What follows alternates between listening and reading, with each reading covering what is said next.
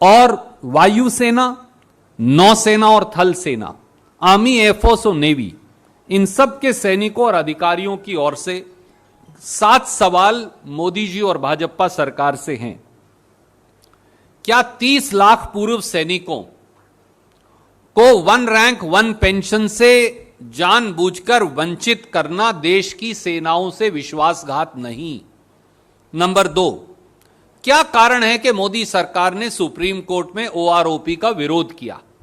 Number 3, क्या कारण है कि मोदी सरकार ओआरओपी पर कांग्रेस यूपीए सरकार के 26 फरवरी 2014 और 24 अप्रैल 2014 के आदेश को लागू करने से सुप्रीम कोर्ट के समक्ष इनकार कर रही है?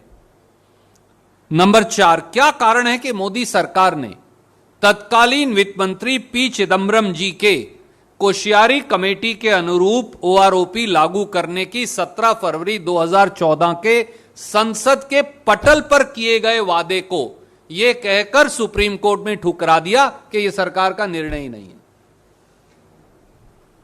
साथियों, ये आपकी सरकार कह रही है कि बजट स्पीच जो है वो सरकार का निर्णय नहीं होता। 5वां, क्या कारण है कि मोदी सरकार ने तत्कालीन रक्षा मंत्री ए.के. एंटनी जी द्वारा 26 फरवरी 2014 को की लिए गए निर्णय को सुप्रीम कोर्ट के समक्ष यह कहकर ठुकरा दिया कि यह सरकार का निर्णय नहीं है? 6ठा सवाल, क्या कारण है कि यूपीए कांग्रेस सरकार द्वारा ओआरओपी सभी हमारे पूर्व सैनिकों को देने के निर्णय को बावजूद मोदी सरकार ने इसे बदल दिया और इसे लागू करने से इनकार कर रही है? और 7वां और आखिरी सवाल कि क्या 5 राज्यों में छाती ठोककर ओआरओपी लागू करने के निर्णय के बदले वोट बटोरना महज एक चुनावी जुमला था? सरकार द्वारा पूर्व सैनिकों के बारे में ओआरओपी लागू करने पर पूछे गए इन 7 सवालों के जवाब का अभी भी इंतजार है।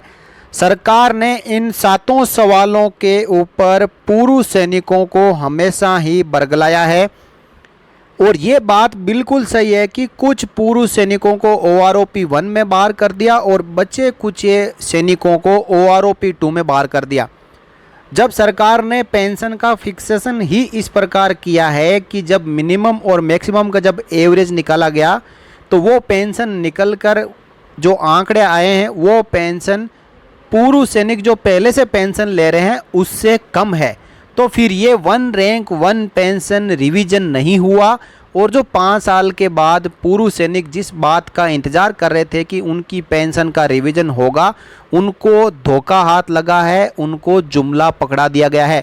आने वाले 1 रैंक 1 पेंशन 3 जो कि 2024 में रिवीजन होना है, उसमें ये बेसिक उन सभी पेंशनर्स से जो पेंशनर बेसिक पेंशन ले रहे हैं उनसे कम निकल के आएगा। तो इस प्रकार 2024 में 1 रैंक 1 पेंशन का मतलब ही ख़त्म हो जाएगा। सरकार इसको लाइफ टाइम देने वाली नहीं है। सरकार ने वोट की राजनीति के लिए और पूर्व सैनिकों को बरगलाने के लिए 2014 में इस बात को बढ़ा चढ़ाकर कहा, पेश किया, जुमला पकड़ाया और वोट ले लिए और अब सरकार इसके ऊपर दूसरे मूड में है कि ओआरओपी 3 आते आते इसका मकसद ही ख़त्म कर दिया जाए।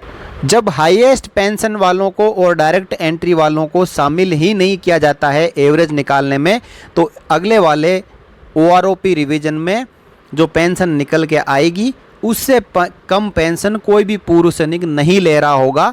तो फिर ये पेंशन रिवीजन का काम ही ख़त्म हो जाएगा। साथियों, बने रहे चैनल के साथ और इस वीडियो को आप ज़्यादा से ज़्यादा शेयर करें ताकि ये आपके जो 7 क्वेश्चन है वो सरकार तक दोबारा से पहुंच सके और इनके ऊपर सरकार कोई अपनी तरफ से स्पष्टीकरण दे सके। जय हिंद।